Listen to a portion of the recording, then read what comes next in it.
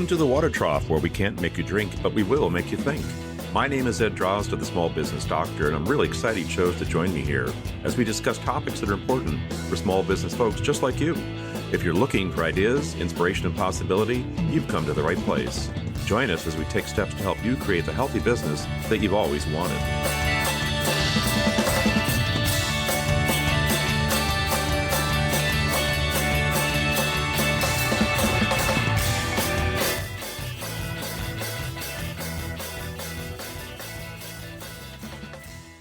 Good morning, folks. This is Ed Drozda, the Small Business Doctor, and I want to welcome you back to the Water Trough.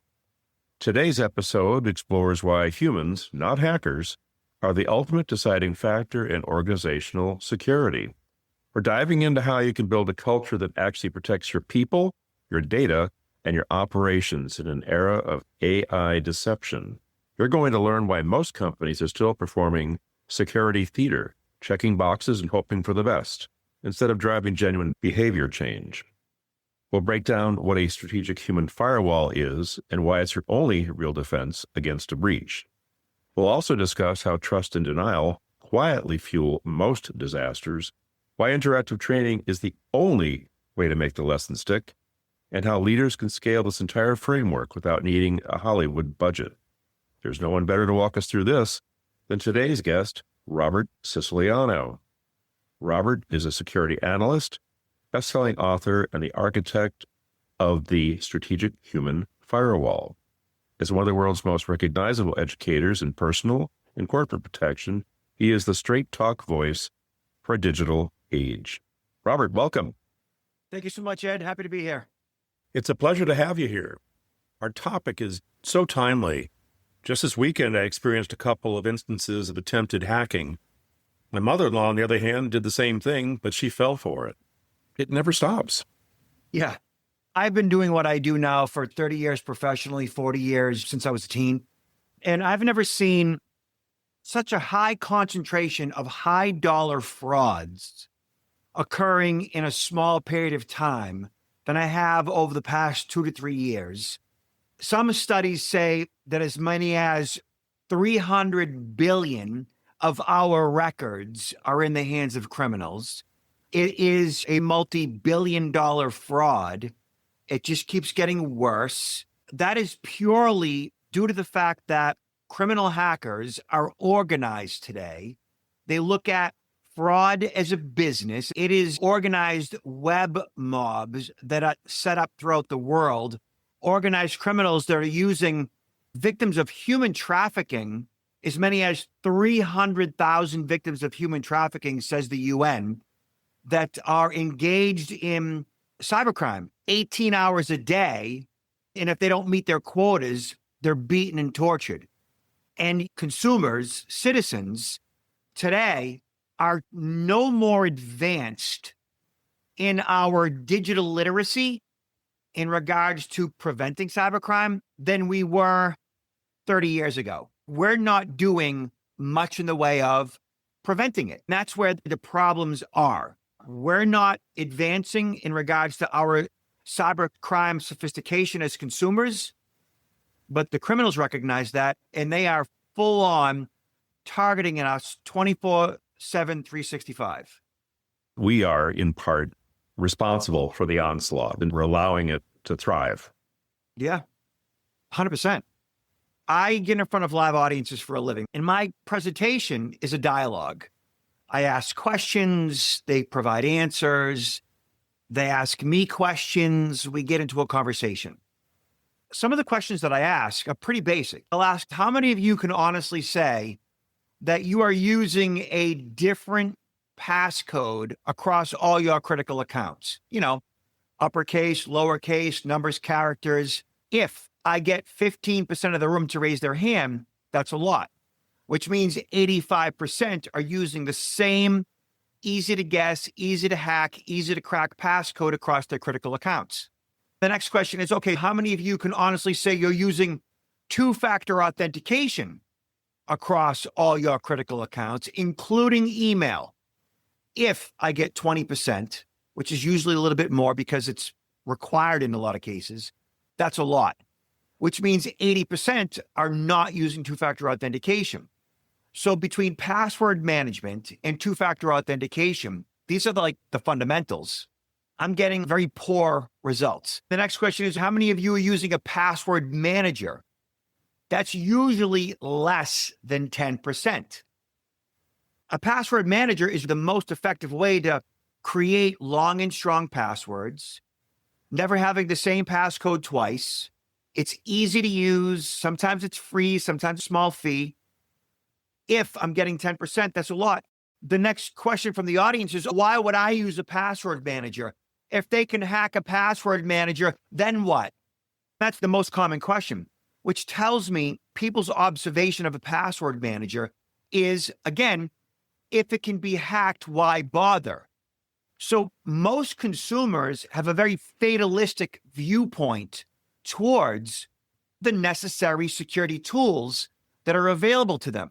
That gives you an understanding of people's digital literacy, their cyber sophistication.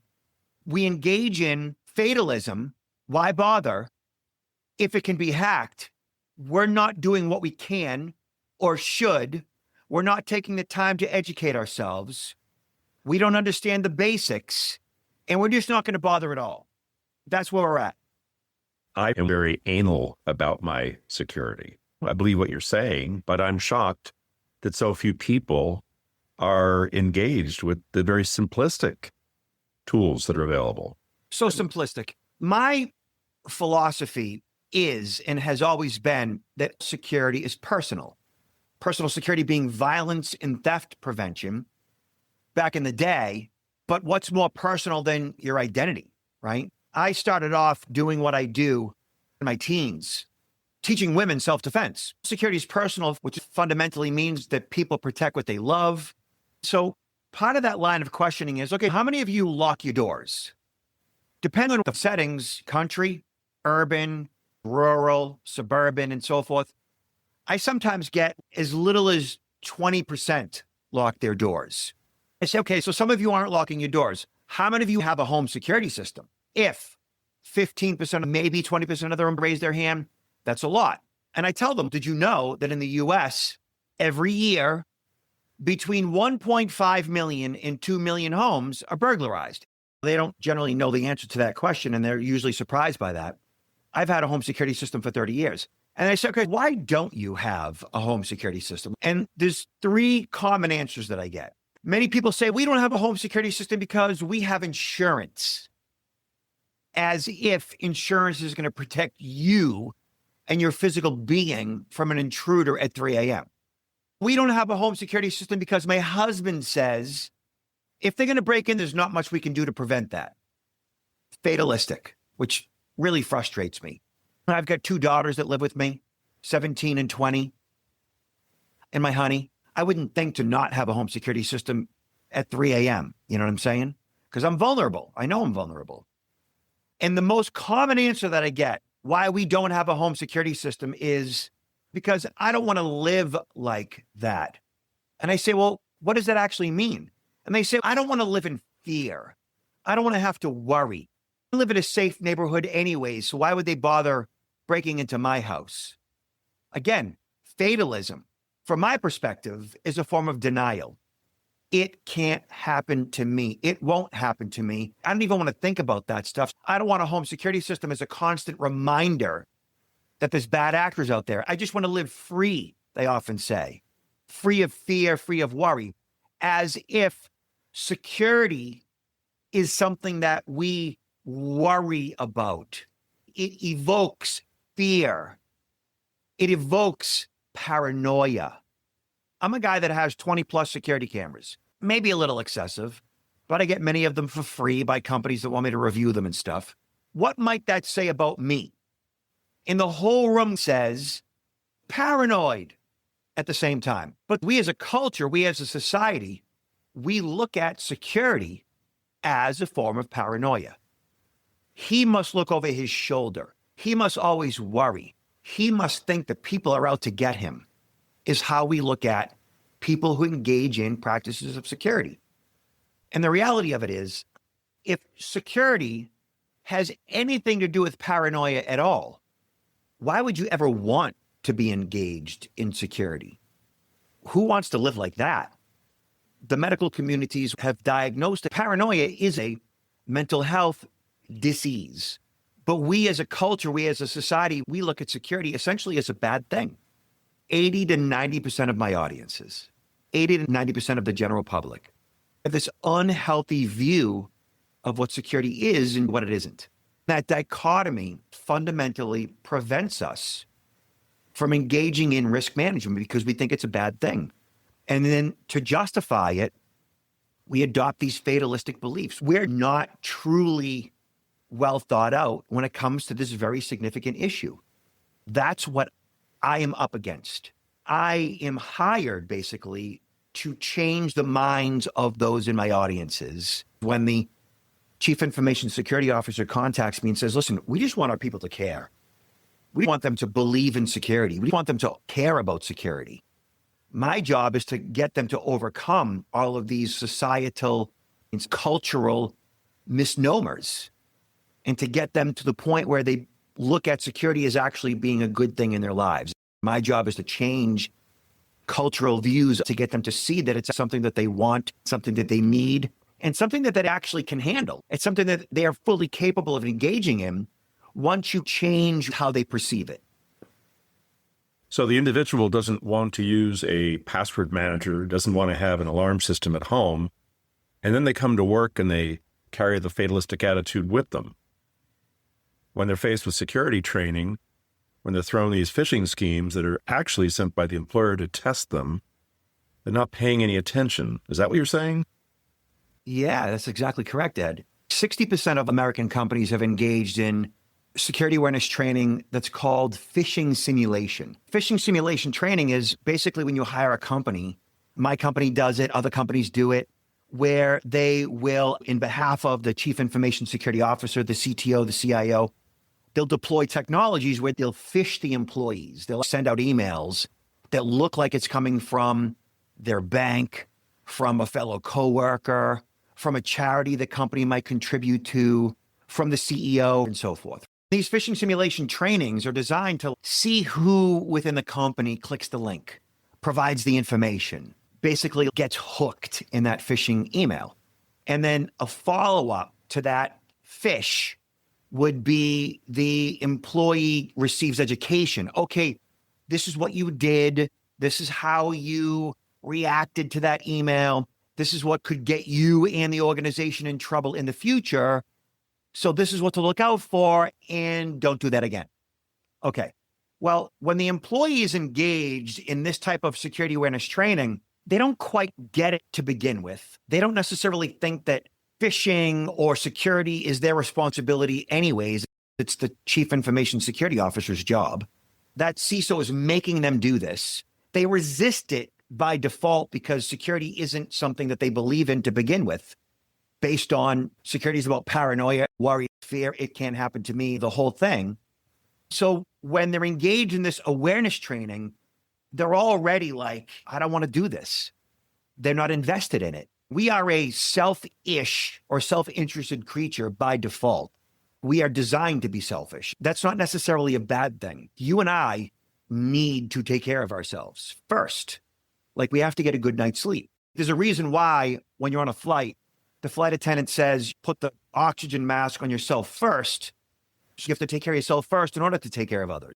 The security awareness training at work, phishing simulation, it's like we're putting the cart before the horse. We're saying, do this for the company, or else there's repercussion of you not being effective at this training. You can get fired. From my perspective, that's putting the cart before the horse.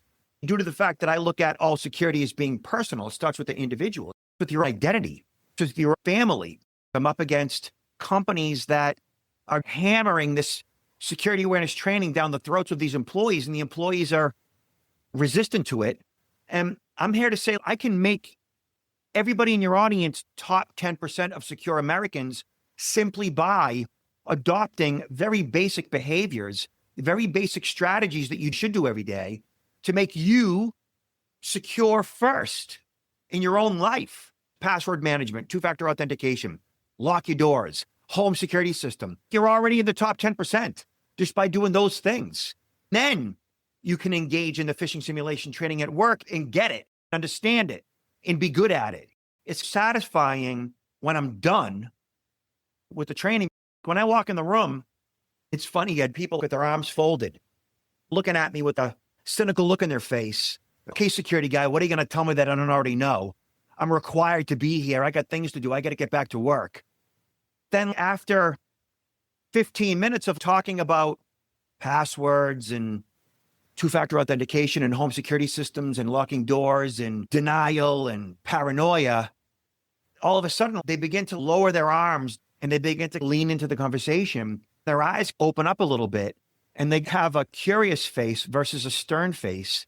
And as the arms go down, the hands begin to go up because now they have questions. Now they want to know, because we went from my boss required me to be here to protect the company to, oh, this is about me. This is about my security. This is about my identity. This is about my kids. That's what people want. They want to know what to do. And most people don't know what to do to begin with. You're inspiring people in their personal lives and saying that they'll bring that to the workplace. Meanwhile, in the workplace, folks probably aren't even considering they could lose their job if the company goes to hell in a handbasket because of a massive attack, right? But if a company is heavy-handed about it and say, if you don't do this, you're going to be fired, they miss the point too. Well, because there's shame involved in that. And that is a big part of the problem. We shame employees when they don't get it right. We as a culture, we as a society have been blaming the victim forever. Yeah. I'll give you an example. When there's a data breach, a major corporation is breached and the media says, what did they do wrong? Why were they breached? My personal information was affected. Bad company. Well, you have to keep in mind, they're a victim of a crime. There's people inside that corporation that have systems in place that are designed strategically to prevent that breach from happening. They're not all sitting behind their desks all day watching YouTube. Many spend millions of dollars to make sure that that doesn't happen. But sometimes it happens. Even if you have a home security system, your house can be broken into. Even if you've taken self-defense classes, you can be assaulted. None of that means why bother. Security is a journey. It's a process. It's this thing that we engage in to reduce risk. A seatbelt is a tool in your vehicle to give you control over that vehicle. Does a seatbelt prevent you from getting into a car accident? No. Does it prevent you from getting killed in a car accident? No. Does it reduce the risk in a car accident? Yeah. But we look at security like it should absolutely protect me. That's not how it works. But most of us, we've not thought that through, and blaming the victim is something that we have done for hundreds of years. And we're still doing it today. I believe that security is comprised of two broad things, one of which is technical, the tools that we need and the actions that we take. And the other one, I think perhaps the most important, is that it's a state of mind. You and I understand that. And lots of people do, but too many don't. We live in a basically safe environment, a basically safe culture. Certain parts of the world, for example, Israel, since the mid-90s, early 90s, their building codes require that people build safe rooms in their houses to defend against a missile attack. Obviously, we're not under missile fire all the time. They have a very different attitude towards security as a result of that cultural conditioning. Here, we just take that stuff for granted. It can't happen to me is pretty much the majority of our default. Denial, as I explain it, is this awesome thing, insidious as it can be. It allows us to function in a world that some might say is on fire. It allows us to deny the existence of threats. It allows us to avoid the feelings of anxiety. And that's actually not a bad thing, because if we truly understood risk to the degree that it exists, I think that many of us would live in fear and would be worried all the time. Most people look at risk and security and threats and anxiety, and they would rather not think about this stuff because they're overwhelmed to begin with. They've never had a conversation with somebody like you or I in this moment to give them perspective that security is not really a bad thing at all. It's a good thing. It's there to provide you with a level of control, with stability. As you alluded to, on the hierarchy of human needs, we need to protect ourselves. First and foremost, at the base of that triangle is physiological needs, sustenance, fluids, sleeping. And right above that is safety, security, stability, structure, protection. We need that in order to function. But again, in our culture, we deny the existence of that security as being a bad thing. Here we are. Your mother-in-law, she's part of the baby boomers or silent generation. They grew up trusting and respecting authority. It was conditioned within them. They trust the written word. They trust what they see on television. They trust what they hear on the radio.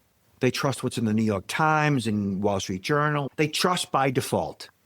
So when the phone rings, an email comes in, a text message, they generally tend to trust it. They're the most moneyed on the planet, right? Our parents, our grandparents, they have over $100 trillion in wealth.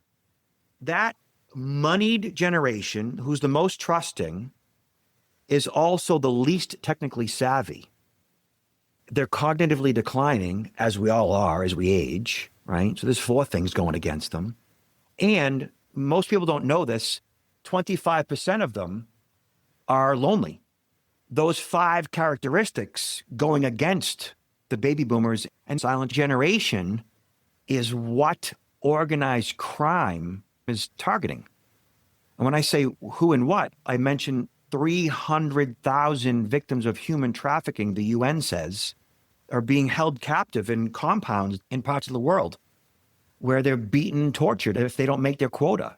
Those wrong number text messages we get, those are victims of human trafficking sending you those text messages. It's not just nameless, random robots sending it to us. It's human beings that understand those 5 characteristics, the money, the loneliness, the cognitively declining, and the trusting, all that. Yeah.